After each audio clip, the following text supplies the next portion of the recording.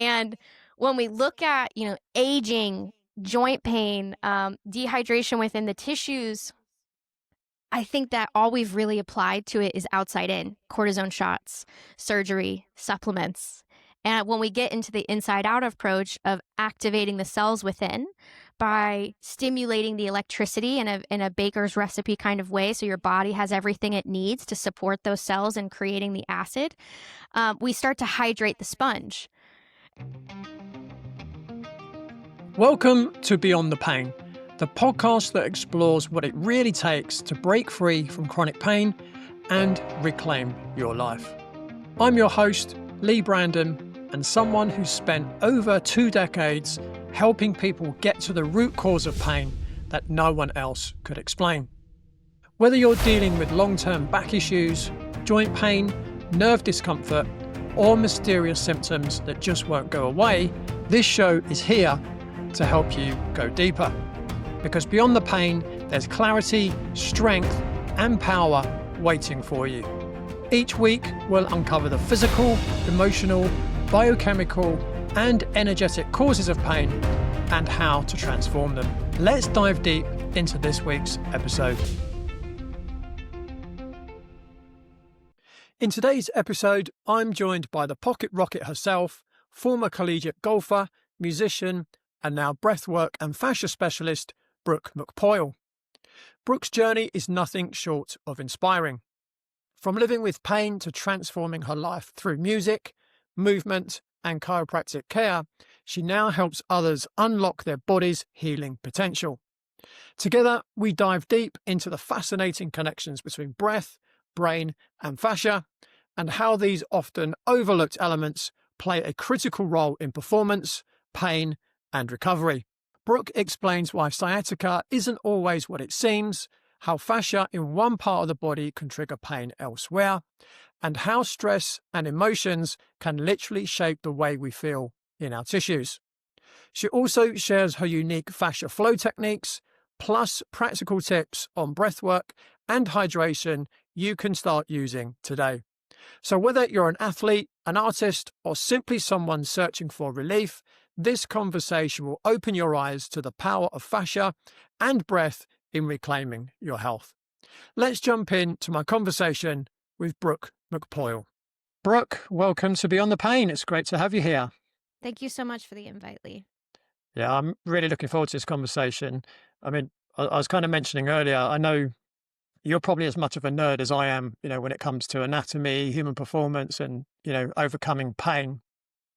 So I think, we can dive deep into fascia and breath work whilst also keeping it understandable and practical for anyone watching or listening who, might be dealing with pain.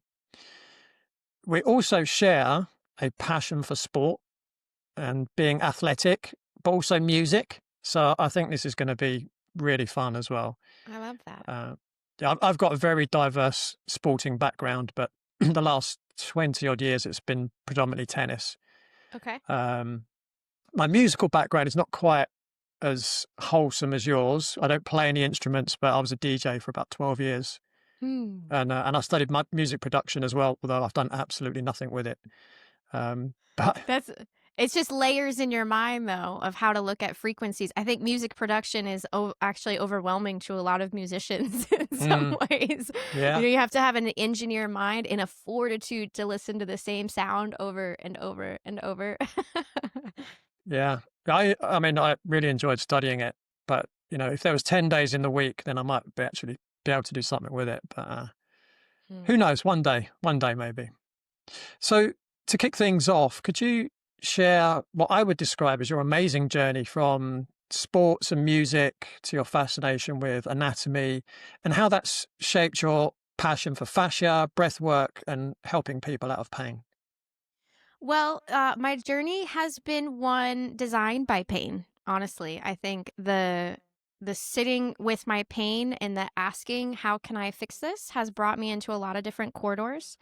So when I was younger, I learned how to play music. It was a way that I kind of gave myself therapy. My parents were arguing a lot. They're both business owners. There was, a period of time they were separate. And I found my solace with a guitar and writing music. I found that I could trap myself in my room, and no matter what was going on outside of it, I could kind of self-soothe in this very internal, silent, still kind of way. And I think, like many musicians, when you learn an instrument around 16, you become obsessive, you make your fingers bleed. And then, you get to high school and you're like, wow, sports are kind of fun. And for me, I was a girl and I was like, wow, guys play sports. This is an interesting way to get to know the opposite sex. But it was really honestly my dad. My dad told me I wasn't allowed to play golf. And that created a very rebellious notion in my brain that, like, well, now I'm going to play golf and I'm going to play it better than you. And I kind of switched from an obsession of music to an obsession with golf. And I'm grateful to have a little brother who, just 2.5 years younger than me, learned how to play at the same time. So we would go to the course together, and basically, iron sharpens iron. We learned how to play competitively and execute within tournaments quite a bit, and embarrass ourselves and fail and get better and go back out there. And golf is fun, but you carry a bag on your back. And, when you start to get to college, you start to play, 36 holes in a day. So you're carrying around a 25-pound bag. And I didn't know at the time that my hip click that I've had since I was 3 would create like inflammation and agitation. So as I continued to progress in my athletic journey, and I, became a D1 golfer, I got to play under Coach Joan Joyce. That was the whole reason why I went to that college. She was such a stud, Hall of Famer in 4 sports. And she was in her early 80s and a phenom with the mental game, with the psychology of becoming great, how to take someone who's incredible at a sport and deconstruct their training regimen and then gamify how to increase your ability. So she was really big on creating pressure where there was no pressure. So practices were often competitive with the team. She taught me so much. She lives in my brain in this peanut gallery of sequences. To her, she learned how to play golf at 40 and then turned pro at 42 and set a world record at 44. And the reason why she could do that was because she broke everything down into an equation. And she's most famous for striking out Ted Williams as a softball pitcher. So her mind, her ability to take something that seemed complex and break it into tiny little boxes and then train those boxes and then only train for 2 hours. Like a lot of other pros trained 10 hours a day to get to where Coach Joan could do it in 3 hours. So there was this level of efficiency as a coach that I so respect and commend and have tried to adopt into my life in as many ways as possible. But during the course of playing college golf and carrying the bag on my back for 36 straight holes, which is 10 hours, I started to develop really intense bursitis. So much so that I had to take a couple weekends, I remember my senior year, and literally not walk. I was just kind of like bedridden with this crazy level of inflammation in my hip where every step hurt. And when I would go to the PTs in college, you have access at D1 to like basically all of these sources. Their only options for me was ice, heat, stem, ice, heat, stem, ice, heat, stem, ice, heat, stem. Then as the years progressed, it was cortisone shots. Then it was just, 2 years after college where the doctors started recommending an early hip replacement. And I was just like, wow, this is not, no, like I'm a performance athlete. Like there's no way I'm gonna rip my body apart just to get out of this joint pain. And for me, my hips joint pain was a real derivative of my focus of like, okay, well, why is it my right hip and not my left hip? I'm putting the same miles on both knees, on both hips. Like, why does my right one hurt? And like, why is it clicking? And what are my options to make it not click? I got no solid answers. A few years after college, I left the sport. It was kind of a traumatic exit. I had 5 friends pass away in a month. I went to a lot of funerals, and anybody that goes to a lot of funerals in a short period of time, you start to really think about life and death and what am I here for? And does this sport that I was devoted to for 7 years and really put social life aside, put my family aside, I was, I was pretty devoted obsessively, like every professional out there that plays pro. I mean, you put your life Mm. aside for the devotion. And I remember playing my last really big tournament, and I had kind of like shot myself in the foot to win. I knew I wasn't going to be in the lead, and I had kind of ruined it. And I had this like sense of release. Both of my parents were watching me. It was a bluebird day. It was so gorgeous. I think we were in Texas or we were in Alabama playing just this phenomenal area. And I remember just like letting go of the attachment of how I played. And it was so freeing. And I made every putt on the back. I had like 6 Mm. birdies. And I was just so relaxed because I was so grateful. And it was about 4 months after that tournament that I was like, I don't know if I want to just travel all the time. I like my life. I like my friends. The funerals had really kind of tweaked my mindset. The Mm. ball was no longer an obsession. Life was more Mm. of an obsession. The ability to be around those I loved. And I kind of bounced around job to job. I ended up managing this amazing organic spa in which I met a group of girls that I'm very close with still, and my ex-husband, who's an upper cervical chiropractor. And I started to go to him. I, Was he a nuka? he wasn't a NUCA. He was Right. actually a Blair chiropractor. Right. So Blair is just an acronym for how they look at your x-rays. So like a standard chiropractor would take about 3 different angles and then derive the adjustment there. Blair takes a 3D CT and then looks through the top of your head because it doesn't have the assumption that our frenum, the hole on the bottom of our skull, is symmetrical.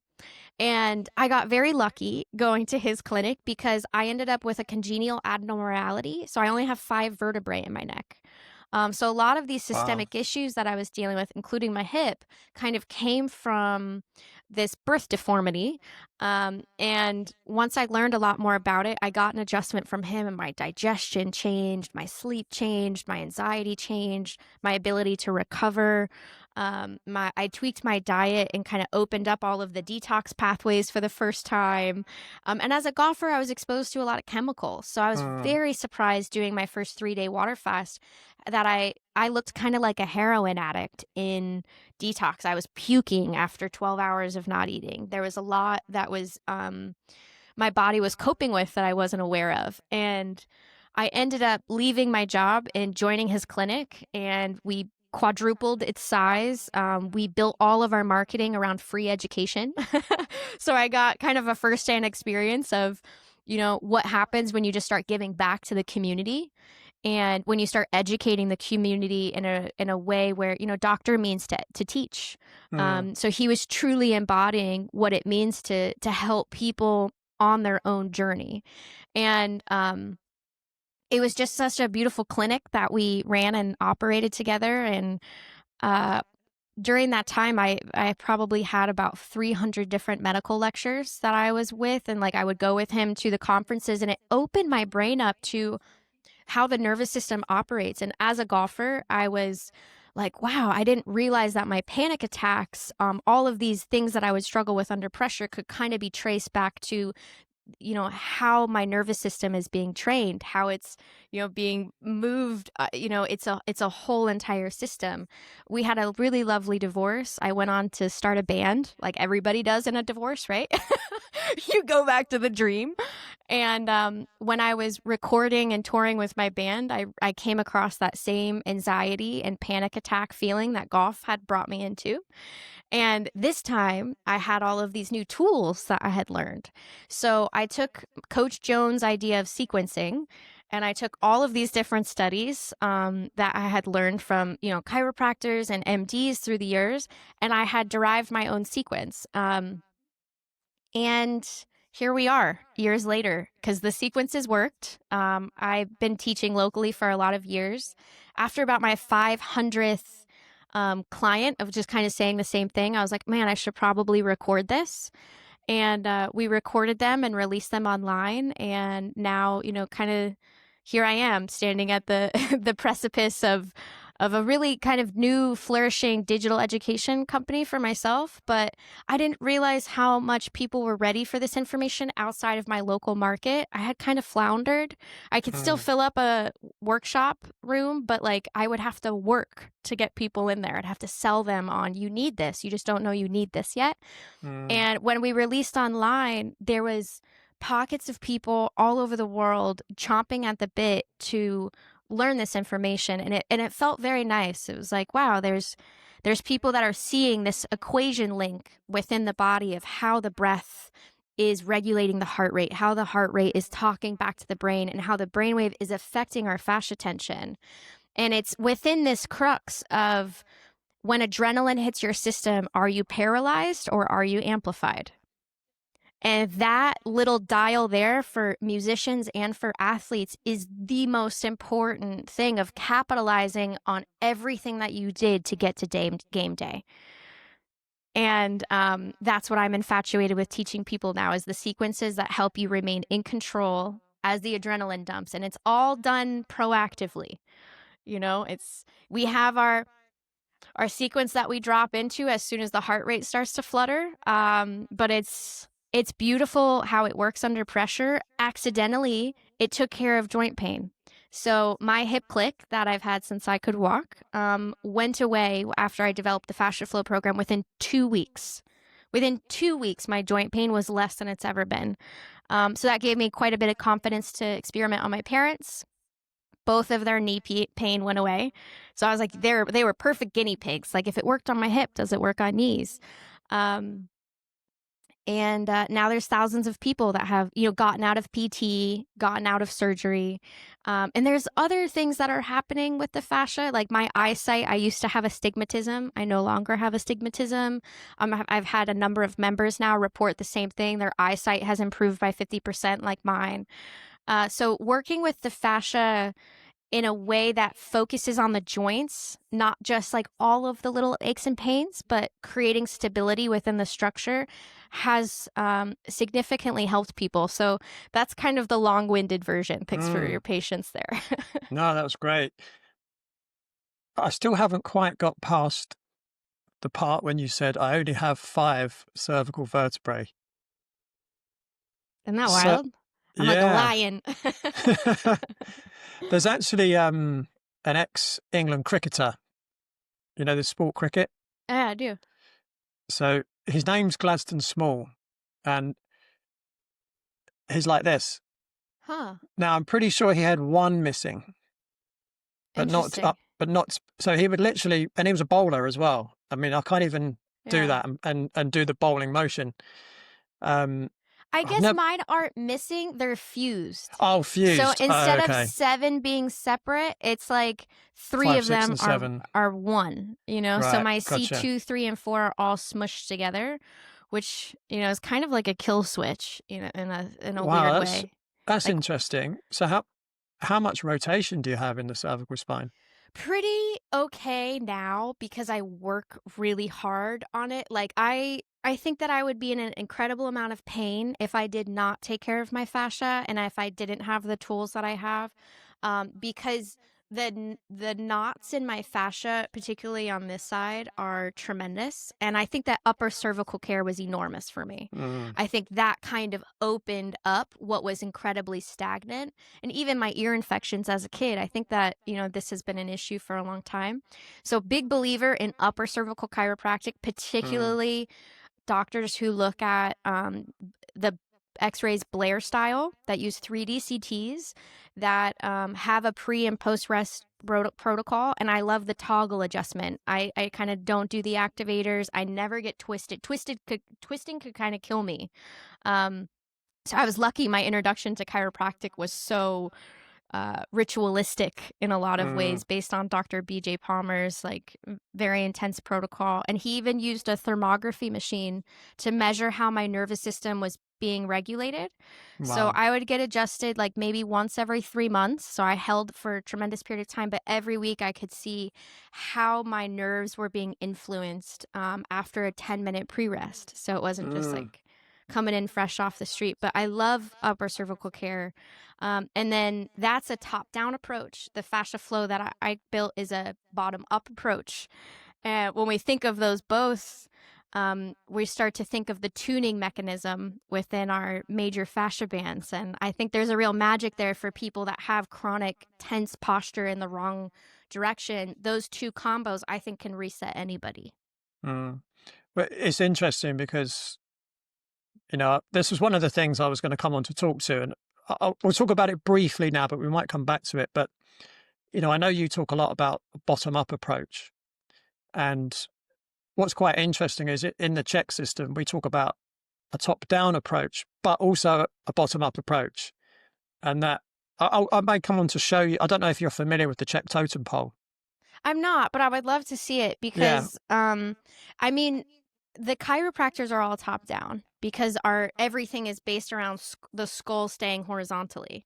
But as somebody that had 3 right leg injuries through college, my fascia had become so bundled that I felt like there's a real oversight of like, wow, if my right hamstring is so crazy tight, that's going to affect my hip change. And even if I hold the adjustment, if I go out and walk around for a few months, that hamstring, unless I work out that scar tissue, is going to be pulling that hip. And then that shoulder is going to want to kind of fight to go up. And that can manifest a bajillion different ways. So I love the top-down approach, but I feel like the bottom-up approach, specifically after injury, or if there's issues within the toes, the control of the toes, that can also throw out what's going on the top, Yeah, for sure. And that's the beauty of the work that I do. You're looking from both. You're looking from top down and you're looking from bottom up. Nice. And in some people it will be top down, some people it bottom up, and in some people it'll be both. You have to deal with both, But I just want to quickly touch on, so in London, she's not here anymore, but we used to have a Nuka chiropractor, and she used to be based near where I was working, and I would often work with her with clients, and the results were just phenomenal. Like if I got someone who had like a really serious neck issue going on and I felt a little bit, I think I need help with this one. I remember one lady, she came in. Oh no, actually she didn't even come in to see me. I was actually in a health club doing back screening on their members, and she came up to me and she wasn't actually booked in, but she started talking to me and she said, look, I'm in severe pain, and I could see the pain in her eyes. Sometimes you can just see it. Someone's in so much pain, and I could tell if she couldn't turn her head because of the pain. Instead of turning her head, she would turn her whole body like that because she literally couldn't turn her head. And she said, "Look, the only solution they've offered me is surgery, and they said I could be paraplegic. There's quite a high chance of me being paraplegic with the surgery." She said, "I don't really fancy that much." And so anyway, I worked with her, but I worked in conjunction with this Nuka chiropractor. And it must have been about 6 months later, I was back at this club. And I'd forgotten about this lady. And I'm setting up. I'm looking quite a long way over the gym. And I was seeing this woman, and she was doing these movement patterns in the gym. And I was thinking, wow, they must have some really good trainers at this gym because her movement is just flowing. She looks amazing. Didn't think anything of it. And then 10 minutes later, I hear, "Hi, Leigh, how are you?" And I turn around and it's this lady, and she's just looking like a completely different person. I was like, wow, what's happened to you? She said, "What do you mean? I've been following your program." Best compliment ever. You're just like, I did good. This is why I exist. But but I could tell so many stories about upper cervical. I had one lady who, I referred her to the Nuka chiropractor, and she contacted me. I can't remember if it was the same day or the next day. And she'd been suffering from dysmenorrhea for over 10 years. And she said, "I've got my period just by having her neck adjusted." So it can be very, very beneficial for people. Let's take a short break because Amelia's story is one I think many people need to hear. She came to me with such severe neck pain, she couldn't turn her head, she had to rotate her whole body just to look sideways. Every movement was painful. She was also bloated, exhausted, and terrified that surgery was her only option. We built a holistic plan that addressed her neck and her gut. The result? Amelia got full range of motion back, her digestion improved, her energy soared, and she finally felt like herself again. If your pain feels overwhelming and you don't know where to turn, grab my free chronic pain breakthrough blueprint at www.bodycheck.co.uk/free pain guide. It's designed to help you get to the root of what's really going on. I want to mention, just for people that are like new to upper cervical, that there's kind of you don't have to wait till you're in pain to get started. Often children, after being born and all of that tugging on their skull, there's a misalignment. And I really believe that, like, if my parents knew of upper cervical and I got my first earache, that if they would have taken me to an upper cervical doctor and they put me back into place, all of that flooding and inflammation that I had in my ears would have self-corrected and I would have developed differently. Instead, they took the antibiotic route, and I had 8 rounds of antibiotics as an infant for my ear infection. And then I had to develop with this chronic inflammation, which could have created so much of my hip issue, so many things that your body has to associate. So if somebody's kind of like, wow, well, I'm not in pain, but that sounds like a fun experience, just go do it. Go get a consultation with an upper cervical. Nuka's cool. Nuka's a little gentle for me because my introduction was toggle. I really love finding a doctor that does the standard toggle. It's like the hole-in-one. But people get great results on Gonstead, on Nuka, on the Blair toggle, and that's like fun that you're so well versed in it and you've seen people shift, because sometimes you can do all of the right supplements and your intestines are literally not firing. And it's, why is your intestines not firing? Well, it might be happening up here, and it could just be 40% of those nerves are slightly being affected. And then the next thing you know, everything opens back up and you feel normal again. Yeah, my own experience of Nuka, because before I start working, or before I start referring people to other practitioners, I like to experience their work myself. Must, yes. And I remember going to see her, and she was actually based on the edge of London at the time, but luckily it wasn't far from where I was living. And I went in to see her, she did the x-rays, and she said, yeah, I do need to adjust you. Did the adjustment, and she said, look, you might feel a little bit, a bit like you've just smoked a joint afterwards. And I was like, well, I've never smoked a joint, but I don't know how that feels, but okay. And but anyway, she said, and you might feel quite sleepy. You might need to have quite a long sleep. So I was like, okay. And I remember going home, and it was a lovely summer's day, which is unusual in London. And I remember lying on my sofa thinking, oh, I'm just gonna have a little snooze. And I woke up, and the clock said 9 o'clock, and I'm thinking, why is it still light out if it's 9 o'clock? And I realized I'd slept for about 15 hours. Nice. And I woke up the next day and I felt amazing.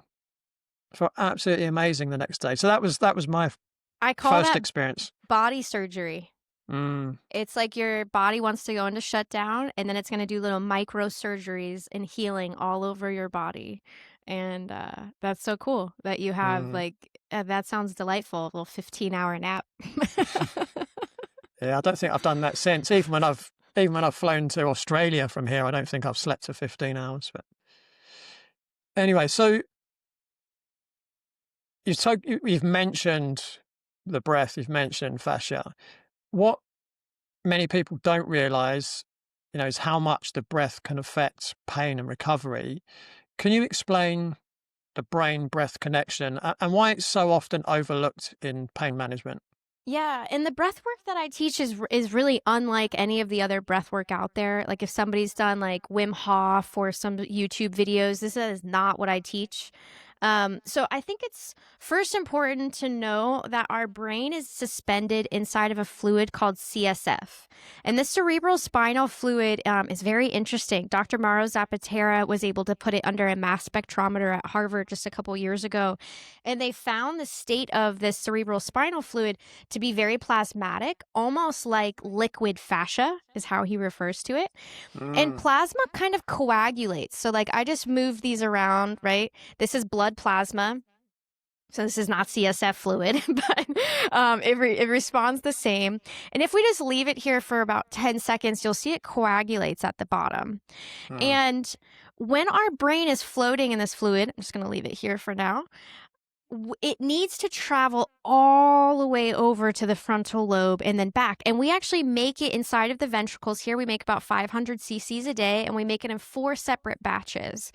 And depending on the quality of the CSF, right, and the movement of the CSF, we have great brain function or our brain function starts to diminish. So I live in a place in the world in South Florida where there's a lot of senior citizens, and a lot of them get diagnosed with basically prefrontal lobe dementia, where they start to forget where they put their keys. They start Mm. to forget where they park the car.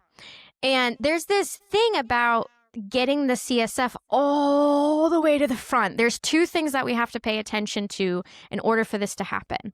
One, which is not as important, is nose breathing. When we nose breathe, the cilia fibers within the nose create this little vibration here that allows the movement of the fluid within the frontal lobe. Now, if my model went all the way down to the lumbar spine, we would find that at the lumbar spine, where the diaphragm and the spine are connected, when we breathe properly, right, which is not how most people breathe, when Mm. we breathe, the diaphragm is meant to be pushed all the way down. The diaphragm is a U-shaped muscle. Like our tongue is a really weird muscle. It can go in all sorts of directions. The diaphragm has 3 ridges on it. So if we pretend my hands are the diaphragm, right? And it's sitting basically connected to the heart underneath the ribs. And when we inhale, it comes down, it creates a vacuum within the lungs. And then when we exhale, it pushes up. Now, if someone has been holding their tummy in to look skinny for the majority of their life, they're not really moving their diaphragm much at all, and they're using their intercostals. And when that happens, the cerebral spinal fluid that floats down around the brain and then down through the base of the spine, it doesn't get the pump it needs. So it doesn't get washed. It doesn't get moved through the same way. And these people are going to feel like they have mild brain fog in the afternoon, like they get really sleepy. That we're going to feel like, we're never taking a big full breath. We might be breathing very rapidly and kind of shallow. And the lumbar, when we start to push on the lumbar, the part of the diaphragm correctly. So the diaphragm has 3 ridges in it. We can actually push against the front of our body, the sternum, right? Then we can also push to the outsides of the body, which is one of the harder movements to learn. It takes a little while, but if you kind of tuck in on your intercostals, make them tight, you can kind of feel them push back out. So that expansion, that's how we train it, is we pull them in, then we can learn how to expand them out. And then there's the lumbar. So when I teach the mighty breath to people, we train horizontally. We train a tongue position that will encourage our tongue to be held right against the soft palate, which is back here. So it's a posterior tongue lift. It's not just like placing your tongue on the roof of your mouth, which is decent but lazy cueing. We could really slow motion swallow and lift and kind of suction cup the tongue against the soft palate, which opens this part here, giving us more room for airflow, not only in our nose, but in this area here, which activates a lot of relaxing nerves. So if we were to like sigh with our mouth closed, you can feel that your tongue kind of lifts naturally in your mouth Mm. to make a little bit more space back there. So we want to train that tongue posture. So when we do mighty breath, we're horizontal. We're pulling the tongue against this, which is going to allow the nasal glands to detox a little bit more. And then we're going to focus on pumping the CSF fluid. And this is going to allow the brain to become like really hydrated and really nourished. the concept for my breath work is in 10 minutes. Not only do we retrain the proper breath so that at all times when you're breathing, you continually have this like washing of your brain, but we're also cleaning the lungs and we're training the elasticity. My goal with all my clients is to double their lung capacity. And the reason for that is because our brain waves and our breath rate are often synonymously paired. Now, there's not a lot of studies out there that I can point to at this point, but we all know that breath rate and heart rate are connected. And our heart, Gil Headley just did this new 5 months dissection. The heart has 80% of its nerves coming back to the brain. So the heart is really informing the brain. And then whatever it's informing, that brain is either preparing for battle or it's starting to relax. Now, based on what the brain says, the body's going to respond to that. So most breath works out there are based off of Dr. Stanislav Grof's work, the holotropic breathing, which is there's no differentiation. He doesn't make. Thank you. Blah, blah, blah, blah, blah. He doesn't make any difference between mouth or nose breathing because he's seeking to use the brain as a drug. And he's gotten great results with people that have PTSD, that have issues. But in America, there's so many people that are already overstimulated and highly anxious, and they want a way to come, to slow, to regulate the body, to start to heal. And we are not going to achieve those results with a breath pattern over 20 breaths a minute. Not saying that a hyperventilation pattern for a short juncture is very healthy. If we get to 2 minutes, we really start to change the chemistry in the body. The body starts to prepare for battle.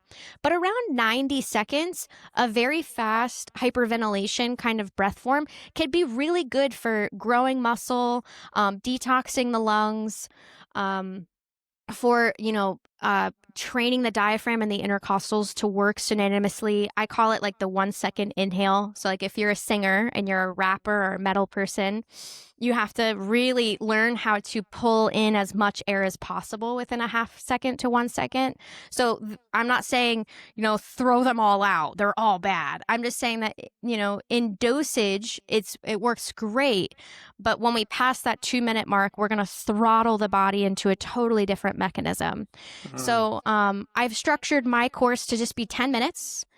There's a lot of science that I add to it so people understand the who, what, where, when, why, and the tips of where some people get stuck and then how to progress. But it's really like we focus on this 10-minute walkthrough that doubles your lung capacity, and we clean the lungs. We make the lung cavity itself, the capacity, twice as big, with the intention of dropping your natural breath rate in half. So if somebody's breathing around, the standard resting breath rate is 15 to 25 breaths a minute. If we drop that in half, we start to calibrate your nervous system and brain waves different, which is a very, very big deal for people who are putting themselves under pressure. So as adrenaline hits the system and you vasodilate and everything starts to, I call it like adding nitric oxide to the car, your heart rate starts to flutter, everything starts to kick on. That either is going to lead to paralysis and panic, or we can start to throttle the system down, slow the breath rate down to 4 breaths a minute is where kind of my goal with people, to have that kind of be a more natural state where it's a bit effortless to drop into a 7-second inhale and an 8-second exhale, which when you have good capacity in a shaped breath, so we're not just randomly inhaling and then collapsing the structure. We are filling up the bottom, then we fill up the back sides and chest. Then when we exhale, we control the musculature like an accordion and we press the air out, which gives you power and control as a singer, but it accidentally lengthens your natural exhale, really assisting in us maintaining a lower breath rate, which allows the heart rate to stay lower, then the brain waves to stay lower, and then the body tension to stay in a state of rest. And so how does that relate to pain management? Let's take a moment to talk about real-life juggling, because Fred's story might sound familiar. He had wrist, back, and leg pain from years of running and a demanding job and family life. He didn't have time for complicated routines or cookie cutter advice. So we kept it simple and flexible. Diet, workouts, support, and results. Fred's pain disappeared. His energy came back, and he's now using what he learned to keep building his health on his own terms. If you're busy, burnt out, and in pain, I've got something for you.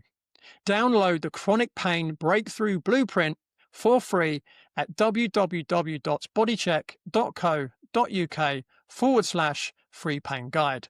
You can feel better without turning your life upside down. So pain, you have to be in a state of relaxation to heal. If you are doing all of the right things, but when you go to work or you're with your kids, you start to, stress out, you're holding yourself back from healing. So if you're asking your body to recover, you have to create the conditions within your body for that to actually happen. And if their resting breath rate, right, let's just say is on the higher end, 25 breaths a minute, and then they get up to go and do the dishes, and they're pulling laundry out. And you can see this with people that are overweight, and you can see this with people that are also very skinny that hold their breath in. So there's no like pattern of, oh, I'm strong, so I breathe good, or, oh, I'm, skinny, so I breathe good. No. That's not the case. It's how that shape is coming into you. So if someone that has a high resting breath rate gets up off the couch and they start doing activities, and their breath rate goes, 30, 35 breaths a minute, that's going to crank our brain waves and our heart rate and our nervous system into a state closer to a sympathetic or stress state, which is going to pull you out. And this maybe is easier to understand with like the person that you love being around that takes no energy from you. Maybe they don't even talk a lot. They're easy to watch a movie with. They're easy to go to the store with. They don't demand too much from you. If you're around that person and you just listen to their breath rate, chances are it's pretty relaxed. And when you're around that friend that stresses you out a bit, that's kind of like, moves really fast, that kind of asks a lot of questions, that's, always needing to fill empty space. If you kind of observe their breath rate, you'll probably notice it's pretty high. And when we just take that simple form of what does our body need to heal, our body needs slowness. It needs more stillness. It needs more gentleness within. Essentially relaxation. So breath is like the key to coming back into the tiny little cells within your being, and then expanding from there into your place of comfort. And depending on if somebody's just gotten out of surgery, this is like very visceral for them. They don't want to partake in the same amount of conversations. They don't want to partake in the same amount of decisions. They kind of want to stay internal, and stay within their own field. And the breath is the way that we manage that. So if we do get too stressed out, somebody cuts us off on the highway, there's this biological process that overrides all of our systems to pull us back into a state of stress so that we survive. But the fastest way we can come back down from that stressful state is dropping our breath rate to 4 breaths a minute for 4 minutes. I know Dr. Huberman says 6 breaths a minute for 2 minutes, but I don't find that nearly as efficient. 4 breaths a minute for 4 minutes. Yeah, I mean, in the check system, we kind of suggest that a normal respiration rate at rest is about 6 to 10. And going over 10 would be considered, where you'd start hyperventilation when you're at rest. That's kind of the numbers that we use. So when you talk about, you mentioned how you breathe in terms of where you breathe into. What about it? Do you teach in through the nostrils and out through the nostrils? Because again, I know there's, yeah. Okay. I'm so the cilia fibers, and I know that, a lot of breath coaches teach the breath very different from me. And I'm a singer. So my frame is, if you're a touring musician and you sang in a smoky bar last night and tonight you have to go back on stage, how do you clear your lungs and make your vocal cords ready. And that's nose breathing, literally as much as humanly possible. And when people teach a nose inhale and then a mouth exhale, they often, like a lot of neuroscientists are huge on mouth breathing because it activates so many nerves, but those nerves are also activated if you have good tongue posture. So I find a lot of half truths when people are talking about the breath. In my world, when we inhale through the nose, these cilia fibers are, purifying, temperature regulating, humidifying, but we also don't want them to lay in one direction. They're like tiny little hairs. We want them to move back and forth. There's a whole process that happens when these are trained to move and wiggle back and forth. We don't want them just lay over flat, like if we're looking at wheat or hay in a field. If the wind only blows them in one direction, you're going to have kind of an unstable plant. But if the wind blows them in all directions, you're going to have health, you're going to have movement. Like this is how our nose cleans itself. We don't, suck our boogers in and then spit them out. We are ideally pushing everything out this way. So the in and out movement of the nose to me is very high priority along with the tongue posture. Most people, they don't really see the tongue as this giant muscle that's responsible for our nasal glands. But truly, when we keep a lifted tongue posture here, we're strengthening that little division between the nasal glands and the mouth, and it assists all of the cartilage to move upward. To remain lifted, to help our oculars open, to help all the sinus. I mean, our sinuses go all the way up here to the forehead, then all the way out here underneath the eye. So every time we inhale and exhale, we are cleaning and moving all of these spaces, but we're also changing our face shape. So people that have kind of like a drooping face, nose breathing is a great thing for them, but also lifting that tongue posture so that, the tongue is lifted and it's supported. And, we have so many diaphragms in the body. It's like the tongue is the diaphragm for the skull, and you got the diaphragm for the lung field, and you have your pelvic floor. Keeping all of those healthy, lifted, moving, toned, I think are really essential to living a good long life. Awesome. So before I go into my next question, what I think would be good for you to go through, and this is probably not a simple answer, but if you could explain to the audience what fascia actually is. Yeah. I like to describe fascia like a sponge. So it's a triple helix collagen fiber network is the definition that most of us are settled on right now. The IFAA, which is the governing body for medical literature, has not really identified it beyond just connective tissue. But in the, forward pressing sciences and research, we are all, kind of arguing around the world of where the end and the beginning of fascia is. Because when we look at the bone structure, if we cut a bone in half and saw the inside, the trabecular bone looks a lot like the same exact structure that fascia is. So, is bone just calcium fascia? We'll find out here in the next little bit, but it's a leading argument for me. The way that we've been taught in medical texts about connective tissue is that it's like saran wrap. I think that's a poor definition because there is a grain, there is an opening and closing to things, and there's also a fluid that moves between it. So this was my original model. And as I just started to dive deeper into the science, this is a loofah. Got it for a few bucks at the grocery store. And this is so much better because it's one grown connective tissue. And you can see that in some areas it's more dense and in other areas it's less dense, really a lot like our body. And also there's space for fluid in between the tubes or the fibers. And then inside of the fibers within our body, there's also a fluid that's moving. So the fluid that's inside of these nanotubules is being argued about around the world right now. Some people say it's life force energy. Some people say it's lymphatic fluid. Some people say, it's electrostatic plasma that's, potentially responsible for our magnetic field. We'll see. Again, there's just a lot of conversation about this fluid that exhibits a lot of different characteristics and its ability to adapt. So fascia continues to kind of dumbfound a lot of scientists because there is so many different properties within it. Not only is it piezoelectric, viscoelastic, metaphasic, and polymorphic. but there's this fluid inside of it that we don't really know how to identify. The fluid in between the fascia fibers we know a lot more about, and that's called hyaluronic acid. It's pretty common in skincare products. The hyaluronic acid in most of our skincare products is made out of umbilical cord or shark or like turkey comb, like the weird neck.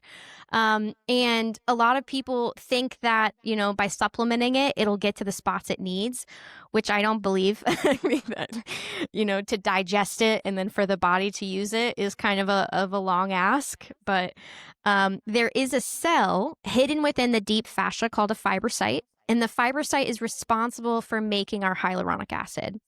And for people that don't know what hyaluronic acid is, it is a acid molecule in a very specific shape that can house 1,600 water molecules. So it's this ultimate hydrator. And if I had a bowl of it, if I slapped that bowl, it would kind of act like honey. It would be kind of like viscous and act kind of like it's together. Some people would kind of put it in the column, I think, of like fourth phase water more so. And my program really, there's so many crevices in the body, and like I love a good massage, but joints in my world, our joints are based on the tension within our major fascia bands. So we have 8 major fascia bands that are holding the skeleton up. The superficial back line, the front line, the lateral lines, the spiral lines, the deep fascia. We could maybe argue that the thoracolumbar fascia could be one of those 8 bands. And then these 8 bands separate, and they have 26 different fascia insertions to the back of the skull. So someone like me who had 3 different injuries on one side, I ended up with a hip tilt that was coming from my fascia. And when I started to make tensegrity models, this is Project X. This is a replica. Me and my uncle made it. So Project X was one of the first tensegrity sculptures that was made by Kenneth Snelson. This started to kind of really help my brain understand that like when we have lower body tension, it's going to pretend this is the hip and this is the shoulder. If I pull on this, the hip is going to pull down and then the shoulder is going to pull down. And then if I resolve this, the hip is going to come back up. I need to play with the tension a little bit. And I actually have a commission right now to a sculpture artist to make we're kind of just like the first month in, but he's building a skeleton with the major fascia bands, and it has movable joints so that I can, show this more realistically to people, because those of us with lower body injuries or foot injuries, we don't often think of the cascading kinetic effect through the body. And, fascia is Yes, that's a perfect example. There's I think there's 655 muscles in the body. And as a trainer and a coach, when you're asking someone to activate certain muscle groups, it can be very overwhelming for the clients. But if we shifted as coaches into body lines like the fascia bands, we can actually communicate a ton of information and data to our client. And in gymnastics, when you're working with body lines and body shapes and movements, and you're activating so many muscles at the same time, the fascia language is very easily applied. So not only do I think when our brain understands tension, because we used to build our buildings with just bricks on bricks on bricks on bricks. So when we looked at the body with that linear mindset, what we keep seeing is like Jenga block stacks. So like your bones are holding the muscles, and then, those are working together. But really, like if we look at a marathon runner and they are, running for, if they're a pro, I think it's like 4 hours. And if they're a weekend amateur, it's like 7 hours straight of running. And we look at the distance in our, femur and our lower leg, right? And we have our meniscus here, which is just like basically collagen, right? And these are being smashed together. How are we doing that for 7 straight hours without pain? And it's like our concept of fascia needs to enter the biomechanics of sport, because the body is not just Jenga bricks on top of each other. It's an electrical unit working in unison. And this electrical part, to me, is the most exciting part within the fascia, because the way that we activate this fibrosite is through a baker's recipe sequence that we're basically stimulating with movement the electricity to get the cell to turn back on. So it's between movement and compression and a few other different things that we need to get the fascia to work together. And I really think that fascia is going to assist many of us not only to start to come from a place of tension in the body and to learn how to create symmetrical, balanced, and fluid tension on both sides of the body, which I think resolves joint pain. What is joint pain really coming from most of the time? I think it's an imbalance in the structure. And then we make all of these movements and then the joint kind of wears out separately. Well, what's in between that joint? Synovial fluid. What's synovial fluid? Hyaluronic acid in an incredible density. How do we increase hyaluronic acid? It's not outside in, it's inside out. And when we look at, aging, joint pain, dehydration within the tissues, I think that all we've really applied to it is outside in, cortisone shots, surgery, supplements. And when we get into the inside out approach of activating the cells within by stimulating the electricity in a baker's recipe kind of way, so your body has everything it needs to support those cells and creating the acid, we start to hydrate the sponge. And the best way I can describe this is if you get a sponge wet, right? And then you stick it out on the counter, it's going to dry. And it's going to dry from the top down because that's how the sponge is placed. Now, if you take that sponge and you get it wet and you put it vertical, it's going to dry from the top down and it's going to kind of be moist at the bottom. So if we look at our fascia as a sponge, right? And it's fluid on the inside, but then as you age and you move and you get those creaky pains, our concept of aging, right? Look at that like dehydration. And when we start to compress everything in and we give our body what it needs to support it, that moisture will come right back to the top. So if you take that sponge and you squish it to the bottom part, it'll rehydrate the top.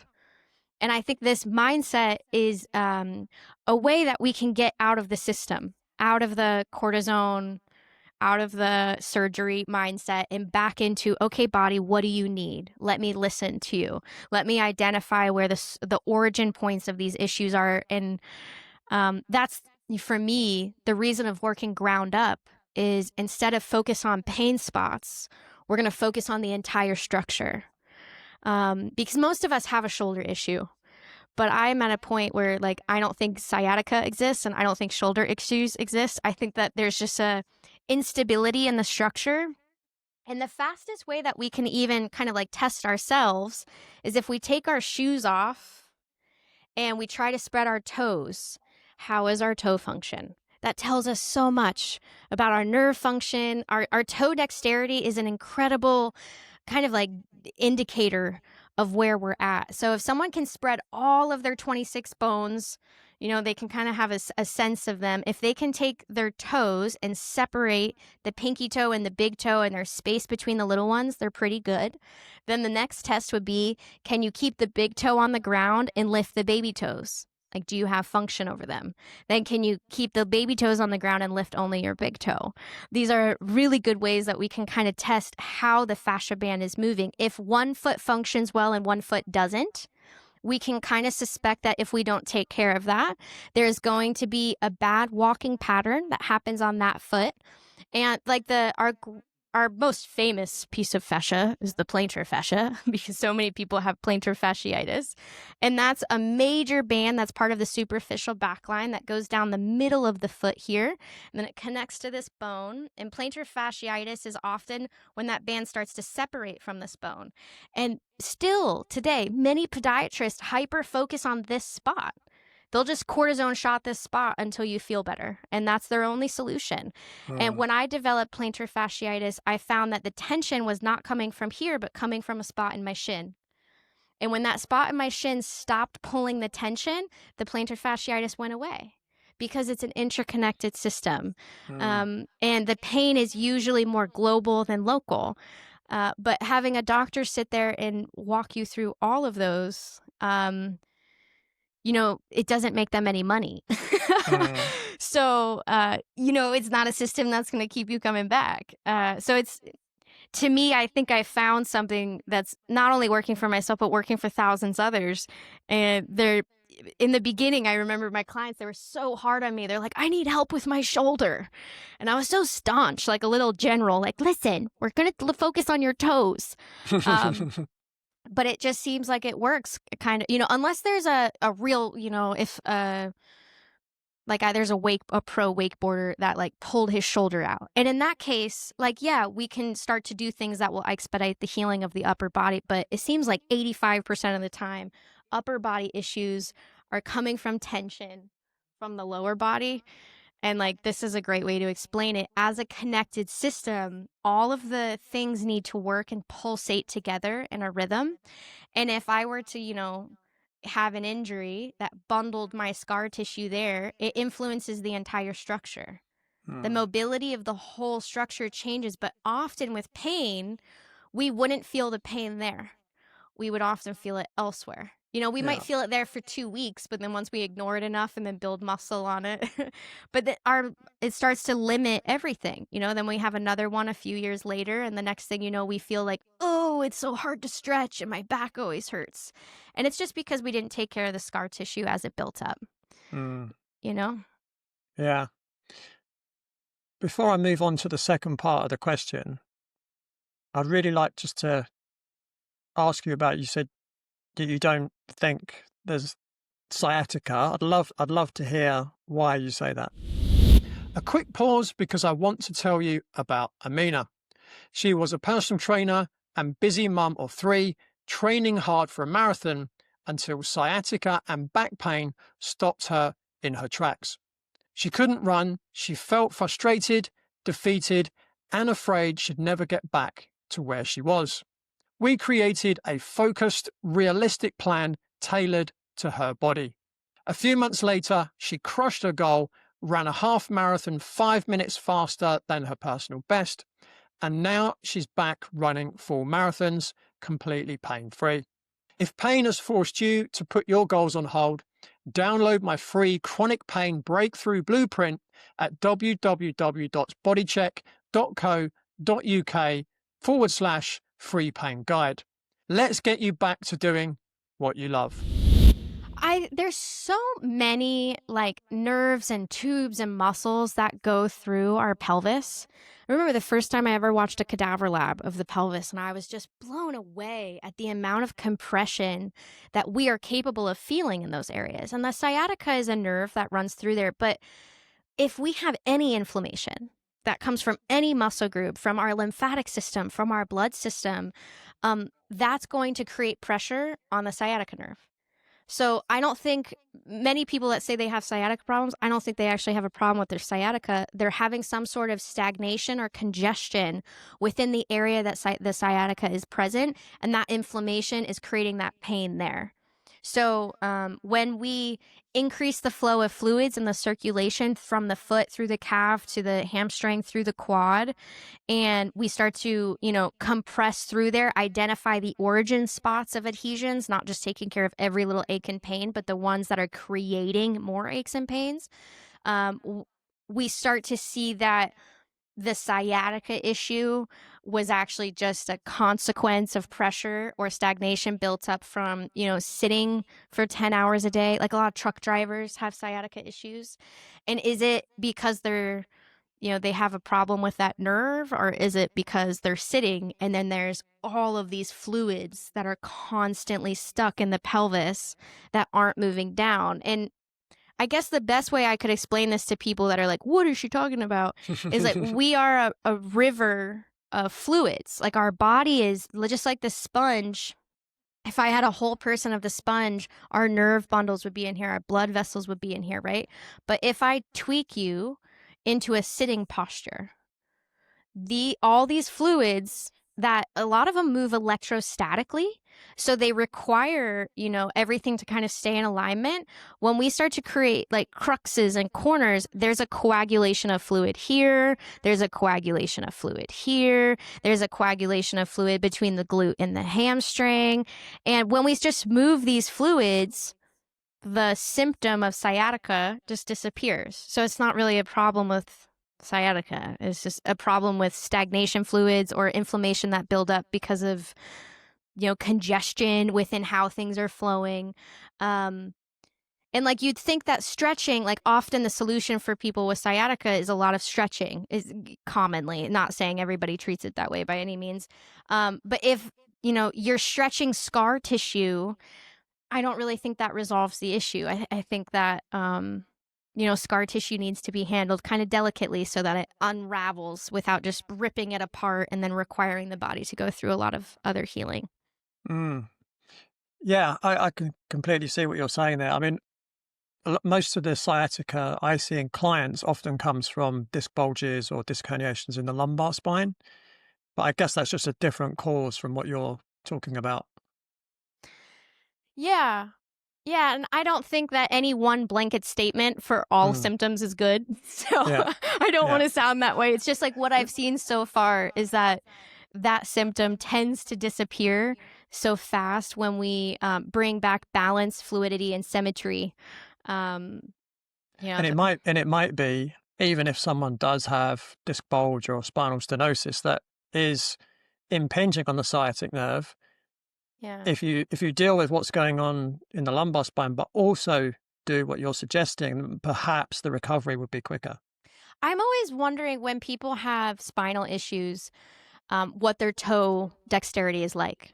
Mm, Because when we think of the walking posture for 40 straight years, if somebody's 45, they've been walking around for a lot of years and they have, a mid spine issue, but they didn't have a car accident or they didn't have anything serious. It's like, what are their toes doing?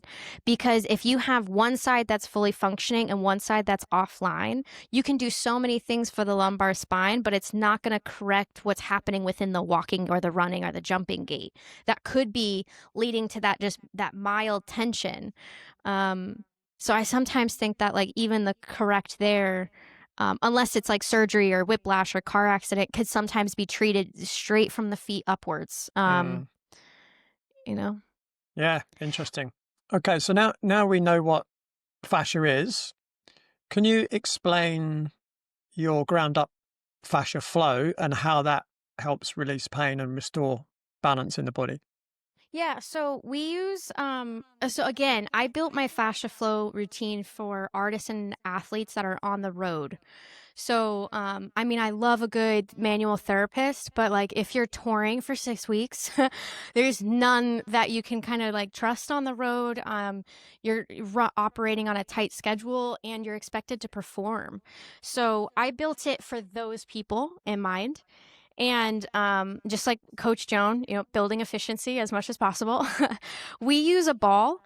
The reason why I don't prefer methods that have a giant, like a block or a foam roller is because we can't access the deep fascia.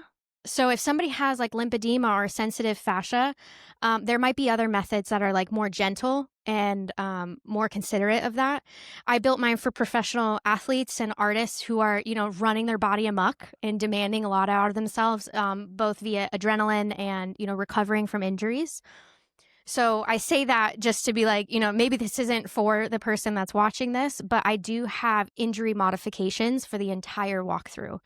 And I am so careful about not sharing too much of it online because I have before. And people have applied it to pain spots without full context and they've hurt themselves. Mm, And then they reach out and they're like, your thing doesn't work. And I'm like, oh, it's because you only did half of the recipe and you did it wrong, my friend.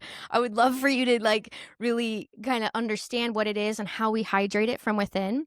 But essentially, we use a ball. It doesn't have to be this special. This is my special ball. This is the tiger tail ball. It's one of my faves. But we could use a baseball. We could use it. I love a tennis ball to start people because there's a little bit of give. If there's some neuropathy on parts of the body, we're not going to injure it. We're not going to bruise it.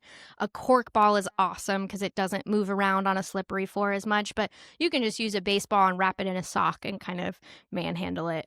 But what we do is we simulate an elbow with the ball.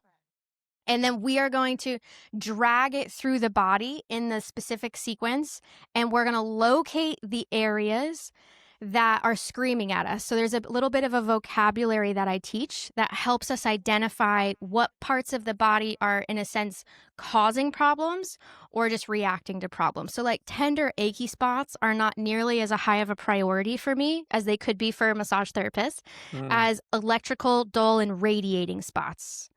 Those are the things that are going to throw our joints out. And it's what's going to keep, people feeling spring-loaded. So we have a bit of a protocol with how we warm up, how we hydrate before. There's a lot of conversations I have about hydration and sweating. So it's not just water in, it's also how often you're getting the water out, because stagnant fluids on anybody can create, lots of like swelling issues, lots of stagnation, and that does not allow the body to heal. So like the simplest tip for anybody who wants to help their fascia is starting to sauna 3 days a week minimum. There's so many positive studies of people who sauna 5 days a week, long-term studies, 40-year studies about all of their risks of everything going down. It's because it's a detox pathway. So we get the water out, then we replace the water with really good water. In my world, really good water is spring water that's only exposed to glass. If you don't have access to that, we have reverse osmosis water basically available for everybody. And then you can take that water and remineralize it with your own minerals. There's a long conversation about salt that everybody can have. I'm still kind of in the midst of the study of salt. I really have been preferring, honestly, now sea moss. I found a company that dehydrates sea moss. It's flavorless and it's like loaded with minerals, and it's like a non-salt way for me to kind of get my minerals back. And then there's always honey. Bee pollen and honey has got everything you need. And almost, if you find a local beekeeper and you have reverse osmosis water, you can take that water, put it in a glass jar, put it outside in the sun or the moon for a couple days. It will restructure and magnetize it, and it tastes like rainbow water. If someone goes into a sauna and they get nauseous, or they feel like even worse the next day, that is a sign that the pH of the blood is very, very acidic. One of my favorite ways that I've been getting my family members off of soda is by having them take a pH strip and they pee on it first thing in the morning. Like their first pee, you go pee for a few seconds, then you pop that strip in the stream, and then you read your pH. And our goal is to stay neutral, not too alkaline, not too acidic. But if your body is running acidic for years and years on end because you have energy drinks, you have soda, you have lots of coffee, and then you have crappy purified water, which is $1 billion industry, no matter what we do with the fascia, you're going to kind of feel like you're running on fumes. You're going to kind of feel like things are still kind of sticky and dehydrated. So that's something that anybody could do. I did a podcast with Dr. Richard Nahas, like really devoted to that topic of how do we increase our water quality, that I think is just really, really important for people to understand, how we get the water out and how we get good water back in, and all of the good consequences of that. So the fascia flow recipe itself is we use a ball, we use 8 rules, and then we basically lay on the floor after we do our feet.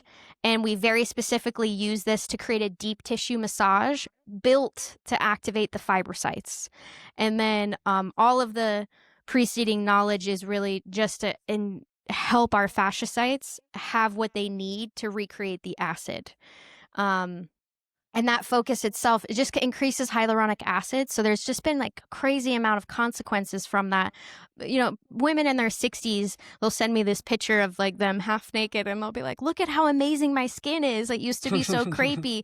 And it's changing all over their body because we're making it from the inside out. We're not supplementing it and expecting our body to make it happen. And there tends to be a lot more like debris and stiffness in the body than people assume. And when we start to clear that out, not only do we feel spring loaded again, but there's a lot of subtle shifts and tensions, chronic headaches that can go away, TMJ issues that you've been dealing with going away because this was actually just a consequence of things that were pulling, down on your body. It's really enjoyable when I see people that were too injured to get back to the gym. They start to get back in the gym. I've taken a couple pro hockey players that were, totally retired and gotten them back on the ice for, a handful of more years. That feels really good. Mm, Um, so yeah, amazing. yeah. So it sounds pretty easy to do. Oh, it is. It is. And honestly, when you get the hang of it, you can do it in front of the television. You can do it when you're listening to an album. You don't have to be so intensely present to make it function for you. And it doesn't have to take a long time. I really broke it down into segments where it's like if you only have 18 minutes, you can do this 18-minute segment and you don't really you can do the next segment later on at night. And what I find is that people that commit to 3 days a week, at least 20 minutes, they're getting really good results, specifically knee results. If there's a hip issue, I like to say 3 days a week you need to do the upper leg as well, so it tends to be around like a 45-minute commitment. But then as you get more and more clear, you can taper less. So like I'm just on a maintenance protocol now and I train really hard still.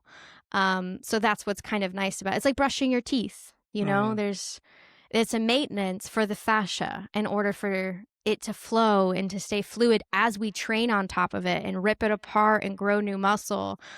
We want to make sure that we're growing new muscle, not on top of scar tissue. And that's where people need to take more time with me. The athletes that find me that really did a lot of damage to their body, they're going to see profound results in a year. Whereas someone who, doesn't have a lot of muscle tone, but they have some aches and pains, they can get profound results within 3 months. So it's the inside scar tissue that is more of a long-term process, but we make headway. And we start to really kind of resolve those issues. But it kind of tends to be based on how much damage was done and when they find me. mm. Yeah, it's interesting hearing you because I'm always, up for optimizing my physical capability. I play tennis. I go to the gym 3 times a week, lifting weights. And, I do the sauna. I eat, I drink reverse osmosis, remineralized, restructured water. And I eat really well. I go to bed early every night. I don't watch, TV. So I'm always looking to add that little extra thing. So every day I'm stretching, I'm doing foam rolling. It sounds like that might be something worth adding to my regime, really, because my goal when I was 40 was to be able to play tennis at the same level when I'm 70 as when I was 40. Nice. And I'm over halfway there and I'm still performing probably better than when I was 40 actually. But I've still got a few years to get to 70 and I'm determined to, be in a position where my body doesn't force me to not play in the way that I want to play or even not play at all. So I'm all for optimizing my Do you do physical body. any toe exercises? Well, I wear 5-finger shoes. I've been wearing 5-finger shoes for about Okay. 18 years. 18 years? Nice. 17 years. Vibrams? Like, what do you guys have? Yeah, Vibrams. Vibrams, yeah, Okay.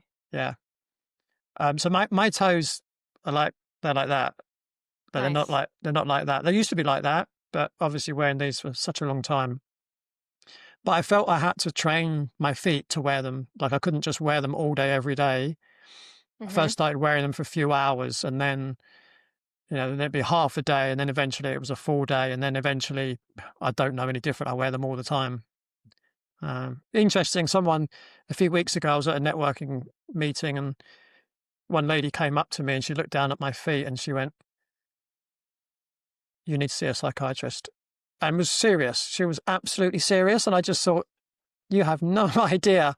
And I mean, I was never going to come back at her because, I know she just doesn't know any better. The mental block is strong on that one. Yeah. But you just think, wow, if you actually knew how the body functions, it, if there's one of us that needs to see a psychiatrist, it wouldn't have been me. But people they just don't know what they don't know. If somebody's watching and they can't fit into 5-finger shoes, because like they have a crossover or like they're not quite there yet, there is a company I found. They make drum shoes, actually. They're called Vratum. Huge toe box. Kind of unlike anything I've been able to find in sneakers. So if somebody's like, man, I can't do the 5-finger shoes because of blah, blah, blah, what we're seeking is large toe boxes so that you can spread out your pinky toes within the shoe. As a woman, I think high heels. Yeah, I only wear high heels at weekends, so I'm okay. I found high heels that I could do it in. That's like my new thing when I go shoe shopping, is it's like it has to have the kind of a open front anyway. But Vivo Barefoot, they have a wide toe box as well. Oh, nice. I'll have to give them a try then. I didn't realize that they had come out with that model. Yeah. Yeah, I've never bought a pair of Vivos, but they're becoming quite a big brand now. And they do have some shoes. They don't just function well, they actually look really good as well. Okay. But I'm very much a Vibram man. I love their shoes. Hi everyone. Now I have something new in the works that I'm really excited about. I know that not everyone can access or afford my one-to-one coaching, even though it can be life-changing. That's why I'm putting together a simple online group program designed to make my support more accessible and affordable. The mission stays the same: to help as many people as possible take control of their pain and live a life without limitations. At this time, it'll be in a supported group environment with a clear step-by-step plan, a setting that can be both powerful and motivating. Right now, I'm just exploring interest, so if you think you'd like to be part of this, just email me at leigh@beyondthepainpodcast.com or DM me with the word group, and I'll make sure you're the first to hear when it launches. Thank you so much. I can't wait to share more with you. Now, back to the show. So, moving on. So you've said that the future of fitness and recovery lies in fascia. Why do you believe that, and what does that mean for someone struggling with persistent pain? For someone in persistent pain, it means that you need to start taking care of it. That can look like working with a therapist for a while, which I find to be quite expensive. And, you're kind of at the mercy of their system. If you use my Fascia Flow, it costs the price of one massage. You have lifetime access, and you build your own sovereignty because you learn proprioception within those spaces. You learn the dialogue. And I kind of equip you with tools so that you can get out of pain. What I find with my clients is the ones that find me for pain, they train hard, they get out of pain, then they stop training. And when their pain returns, they come back, and I get this email like, hey, it's been a while and it's starting to come back. And I'm like, so how long did you take off? It's usually like 3 or 4 months. And it's like, well, try to work it into your routine twice a week. That way you can maintain the results that you've had. So I think it's, for me, the recovery aspect of health and wellness is still just kind of stuck in this supplemental market, and a stretching routine. And stretching is great if you don't have scar tissue buildup. You know what I mean? So that doesn't apply to pro athletes. Stretching when you have scar tissue buildup, you need a different technique. Otherwise, it's very uncomfortable, and you kind of feel like you're pulling apart your body. You feel like you're ripping things. And then if you're dehydrated in stretching, it's intense. But yin yoga, or when you are in a hot yoga class, that's kind of a way to skip that process, because you are going to be moving so much of that hyaluronic acid via sweat. So just a side note. But the reason why I believe it's the future is because as we continue to run faster and to jump higher and to learn new skills, like if you look at the gymnasts of today versus 30 years ago, all of that leverage and bounce is going to come from understanding how we activate and use the fascia to create leverage and momentum.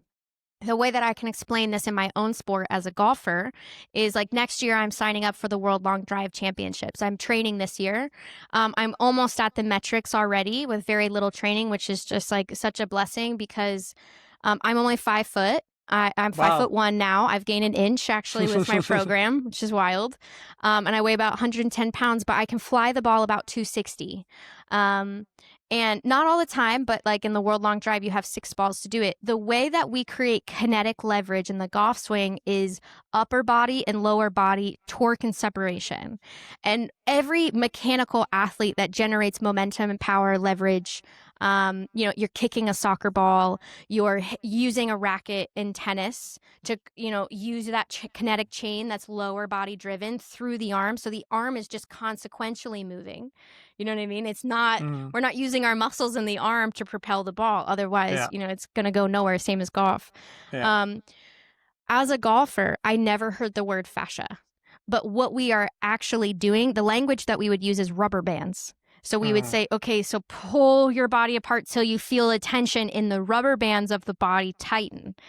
And if we understood fascia, we can train it better, we can recover it better, and we can access all of those lines better. And it's a huge missing link of torque and leverage. So like when I sit down with a golfer, I obsessively look at their front foot and their knee. And depending on how much movement in that front foot and knee depends on, how much they're going to be able to stand up under pressure or break during pressure. And it's how I made money as a gambler. So there was a few years where like the majority of my income came from gambling on the golf course. And I would basically just leverage the fact that I was a small girl. So it seemed like I was kind of the underdog. And then I would purposely create stress and pressure on the person that had the worst knee. So the most knee movement, the more willing I was like to throw money down, because I knew you were going to become unstable, because there was just too much movement there. And it's because they're not thinking of tensegrity. In order to have power, torque, and leverage, when we start to build tensegrity models, we realize that the system is interconnected, the lower body and the upper body. And the athletes that get that are going to jump higher, run faster. They're going to hit the ball farther. And it's the kinetic chain. The kinetic chain is so much more in fascia than in muscles. And this fast twitch muscle training slash the hyper arch fascia training, some of the grotto methods, they're starting to play with these toe activations. And it's the stronger we can make the foot, the more active we can make the foot, the more responsive we can make the foot, the more lit up the sensory cortex is, the more responsive the body is. And when we get into the upper echelon of athletics, that top 1% of the world, the muscle memory that we were all coached to train is actually fascia memory. We're training the fascia to hold particular segments, just like a ballerina. As a golfer, I trained like a ballerina. I trained in front of a mirror with tape. And these positions that we learn, we may have called them muscle memory as we were being coached, but we're training the tension lines. We're actually training, like, so a baseball player that, if you've ever seen a pro baseball player train, often for warming up, they'll take like an elastic band with a certain amount of tension, and then they go through the pitching motion in slow motion in order to warm the shoulder all the way up. And when you watch what they're doing, they're using the tension of the fascia in order to open and move. So rehydrating and recovering our fascia, understanding how it works, is going to be all part of optimal sports.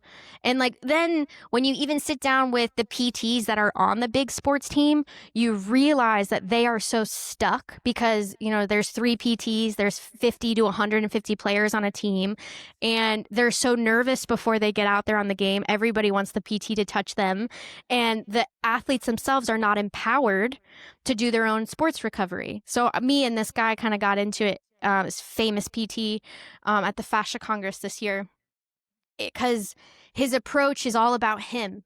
He's the most powerful therapist, and he's the one that they need, and la la la la. And it's like you're creating a dependent relationship with your athletes. Now, if you can't touch all of them before they go out in the field, they're not ready.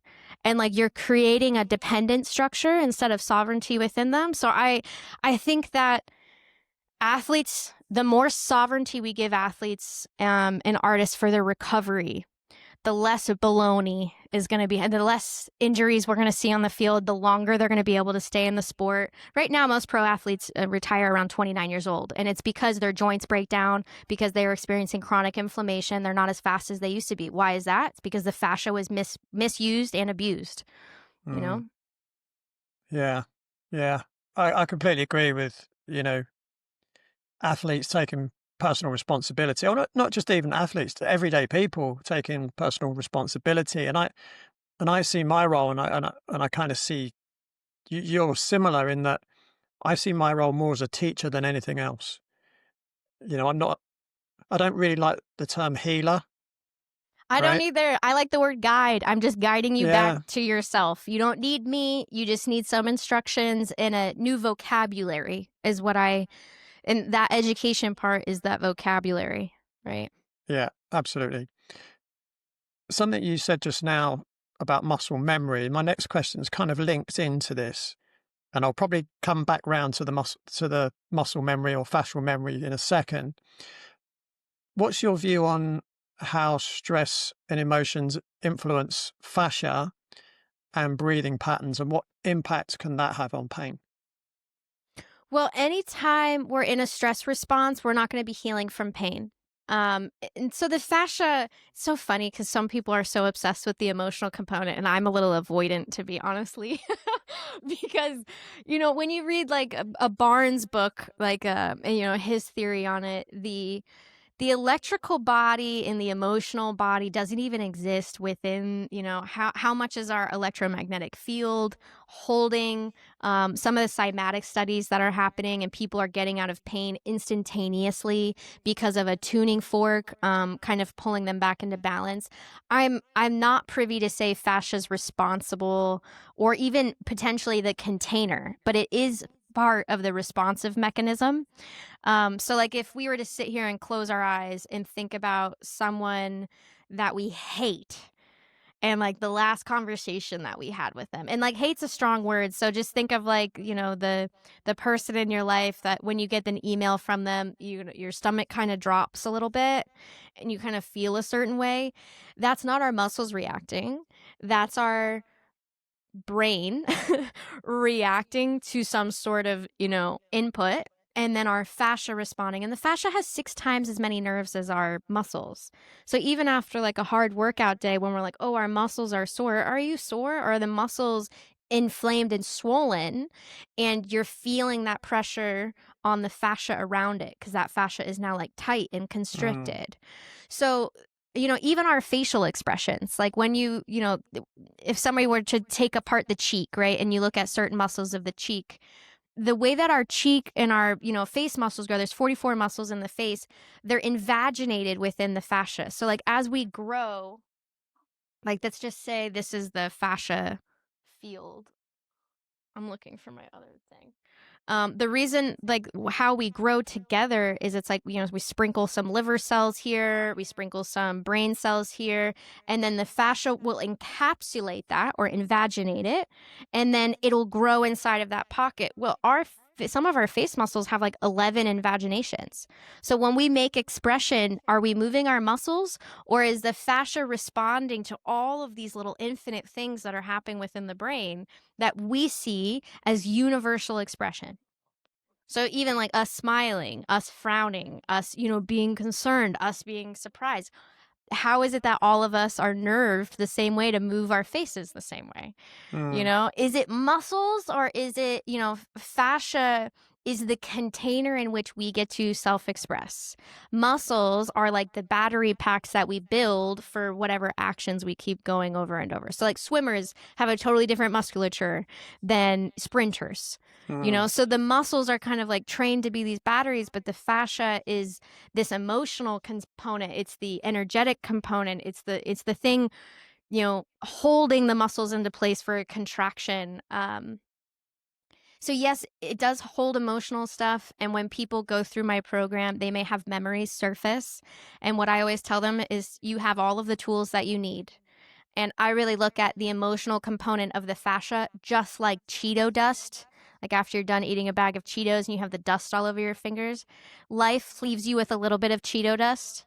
And until you go back and wash that Cheeto dust out, there may be some residual feelings, there may be some residual flavors. And it's because we don't brush our fascia. mm, It's just the simplicity of like, I think the body is this magnificent structure that, can store uncomfortable feelings. But when we have a practice that helps us release those feelings, particularly in conjunction with like slow, powerful breath, We have everything we need to get it up and out.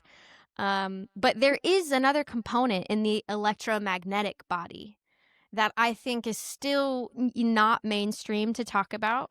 But, if you are in a weak, sad place, your electromagnetic body is pretty tight to your Mm. body, and you're a little more influenceable, and like you can kind of feel people's presence maybe a little like overwhelming or overstimulating, versus when you're in a strong, mighty space, your biofield is huge and you feel more comfortable, you feel more confident, you are a little bit louder. Um, I kind of, there's an emotional component also to that. And I think they're all a little bit intertwined, how the CSF fluid is moving, how our fascia tension is. I think that influences how big our biofield is or how tight it is. That is always in a state of flux. Um, so I don't want to say like fascia is the main key and holder of all emotional energy, because I do think the electromagnetic is part of it. But if we want to feel free, open, balanced, and fluid and symmetrical in our body, fascia, I believe, is holding the key to that. Mm. Yeah. So linking that to muscle memory or fascial memory, if you want to call it that. So, it's widely believed that the best storage of information is water, right? And, I've been taught in many different systems that you store emotions in your fascial tissue. So for me, I'm kind of thinking, is it to do with, you're saying it's hyaluronic acid that's in the fascia. Mm-hmm. I wonder if that's also a storer of information, and that it's actually storing emotions because it's a fluid. Do you have any thoughts on that? I think that water is still barely understood. And like Hmm. as we get into H3O, H3O2, Gerald Pollack's study of easy water, and he's just continuing it. He's not birthing anything new. He's really continuing the conversation that foundational sciences have gotten stuck on. And we look at Veda Austin's work. She's the New Zealander that's studying the memory of water in a language. She's kind of taking Dr. Masaru Emoto's work, who said water stores memory, and Hmm. instead she's going, but is it sentient?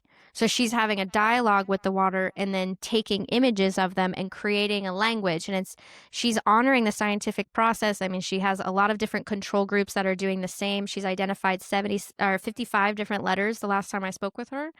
And she's taking Antarctica water and then studying that to see if there's, information about, you know, things that are happening potentially over there. Um, so when we study like water, minerals, including salt, electromagnetism, plasma, ether, and how that all corresponds to our fascia, cerebral spinal fluid, and how our heart rate, breath rate, and brain waves are all connected. I think we start to circle around the unseen. And Tesla has this beautiful quote about when we start paying attention to the unseen, we're going to make more advances in 10 years than we did for all of the centuries before. Hmm. And so I think, to be honest, like fascia for sure is part of getting people out of pain, right? But what fascinates me is this whole next level of when we start to think of the interstitium here. The interstitium that we experience naturally when we're on mushrooms, DMT, or LSD, when we're in that elevated space of our perceptions are now open. We've taken some sort of medicine in order to increase our perception. We also put ourselves into areas of less stimulation. If it's silence, if it's stillness, if it's just a bonfire, if it's just your home and a good, record, all of those things are kind of controlled environments for your perceptions to open up. It's what all of our ancient ancestors and warriors did to increase their ability to fight and to perceive. So when we take these kind of medicine drugs, and I call it like spiritual hygiene, like 4 times a year to get in contact with your soul in a very ritualistic and safe way. There's no driving. You have, a friend keeping an eye out for you. You have a meal prepped for you. You fast before, you kind of get yourself ready. When we get into these states, we start to experience the interconnectedness of everything. We are not separate from each other. We are not separate from the nature around us. We are not separate from the electromagnetic vibration of our family. We are all tied. So I'm hoping that fascia can help assist us in the bridge of how our electromagnetic fields are caught up in our families and our communities and our countries and our world, and realizing that, like, when we build heaven within, we are also resonating heaven outside. So getting out of pain isn't just good for that one person. It's actually essential for our humanity to heal. Because as someone stands in pain, they're resonating this constant inflammation, this constant kind of annoyance, even if it's a bit subdued in their psyche, because we are electromagnetically connected.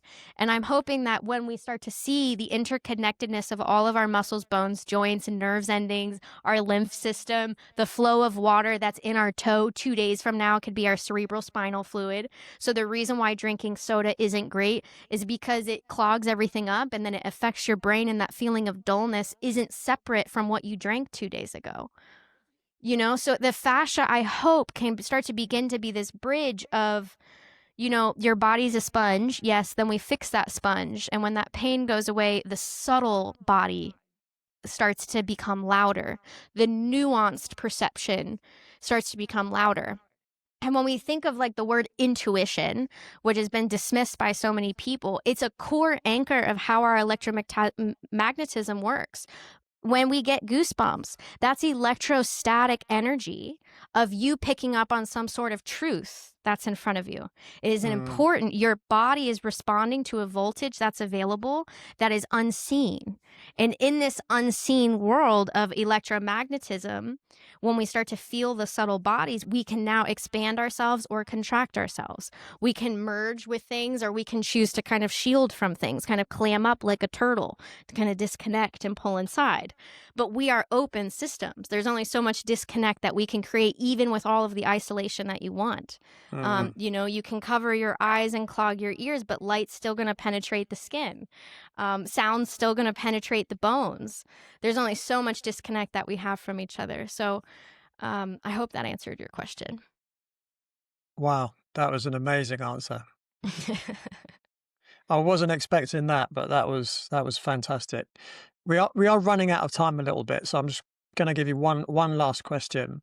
Okay. So, for listeners right now who are living with pain, what would be one simple fascia or breathwork practice that they could try today to begin, easing their discomfort? Okay, that's great. I would have them lay down fully flat, nothing under the head, so there's no, like, crank in the trachea. So fully flat on the ground, and then slow motion swallow, and feel the back third of the tongue. You might have to do this a few times to kind of, like, lock into that sensation. And then when you slow motion swallow, lock that back tongue into the soft palate and keep it there. This is a technique called mewing. Anybody can go on YouTube and look up, like, the beginner stages of mewing. It's incredible for the skull and for everything. Then inhale deeply through the nose. And as you're inhaling, I want you to feel your belly rise. And then when the belly is all the way pushed out, keep the air there and inhale more and fill your back. Then fill your sides. Then fill your chest. And then when you're filling your chest, open your arms up and just try to feel what it's like to be fully full of air. If you have more room, inhale more. This isn't about a hold. This is about a stretch of the lung field, opening up the elasticity. And then slow motion swallow. Slow motion exhale, feeling like you're pushing the air out of the chest first, then the sides, then the back, then the belly. If you don't feel those muscles, it might just feel like a bottom and a top. That shaped breath rate can assist anybody in slowing down a crazy stressful moment.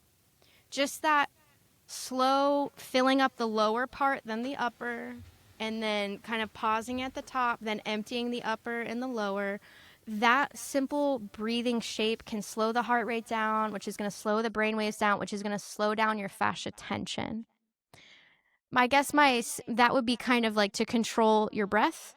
Then for the fascia, I would highly recommend increasing the quality of water that you have, getting sauna in, and Really consider, if you're a soda, energy drink, coffee drinker, to get yourself, it's like $10 for some pH strips, and they can just sit in the back of your toilet. And it changes families. Like, I'm telling you, a lot of people that have, like, they feel paralyzed in the morning, they feel stuck in their body, they're probably running high acid. And just that awareness alone can really flip the script for them. For people that want to learn from me directly, I have 3 digital programs and a whole membership where I talk to my members. So I'm all about trying to get as many people as possible into this equation that lives inherently within our physiology. And, for $30, I have my Brain and Breath Connection lecture that really outlines everything that I teach. So for the most affordable person, if you're good at taking notes, that has kind of almost everything you need. And then the audience demanded that I made walkthroughs for injuries and modifications and deeper dives. So I have those there as well. Lifetime access. It's just, please take your sovereignty back.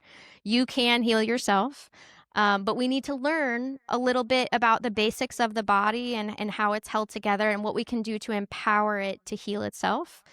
So just be patient, be loving, be gentle, and learn how to breathe mighty, learn how to make your fascia flow. And you can do that with me, you can do that with others, but please learn to do that. Amazing. Fantastic. What's next for you, Brooke? What have you got coming up? Well, we're going to be shifting musical breathwork onto a bigger platform over the next year because we've kind of hit our limit. We've kind of expanded globally faster than predicted, which is amazing. We're coming up on my 4th certification that starts in November. So I take 30 teachers each semester and teach them how to coach the way I do, which involves cymatics, brainwave study, breath rate, and fascia flow, and using that to optimize the clients that they have. Been pretty fun to work with some like coaches that are working with baseball teams and stuff. It's been great. And then I have a sculpture artist right now building a 5-foot tall skeleton that could be acted like a jack-in-the-box. Very excited about that. And I have about 10 projects I've put on the wait list for next year. I'm still learning how to be a good leader. It's one thing to have clients, it's another thing to have some staff. So I'm learning how to be a business owner and have, a couple editors and a design team, and learning how to push us all towards the same goal. And the goal being we take humanity to the next level because we teach them how to tune the instrument. And really, when we get out of pain, there's so much that happens within. The intuitive body, the energetic body, the emotional body, our interconnectedness, our enthusiasm, those things can start to become perceived once more, Amazing. And where can people find you online? Musicalbreathwork.com has all my offerings. And then my social media handle is Musical Breathwork, and I'm on YouTube and Instagram and Facebook and LinkedIn. So please connect with me any way that you want. Me and my team would love to help you. Amazing. Brooke, thank you so much. This has been definitely one of the most enjoyable episodes I've done. It's about 180 episodes. And yeah, this is definitely up there in the top 3 for sure. Thanks, Leigh. Your questions were phenomenal. So thanks for letting me kind of dive deep into all of it. It was a blast. Yeah, amazing. And I'd love to have you back on another time as well. That would be great. Yeah, let's get you training. So next time we have a chat, we can talk about it deeper. Yeah, that would be good. Yeah. Definitely. So that's it from Brooke and me for this week. But be sure to tune in, same time, same place, next week on Beyond the Pain. Thanks for listening to Beyond the Pain.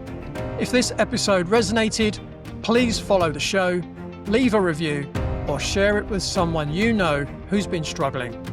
And remember, pain is not permanent. With the right insight and support, you can turn it into power. Until next time, stay open, stay strong, and keep moving beyond the pain.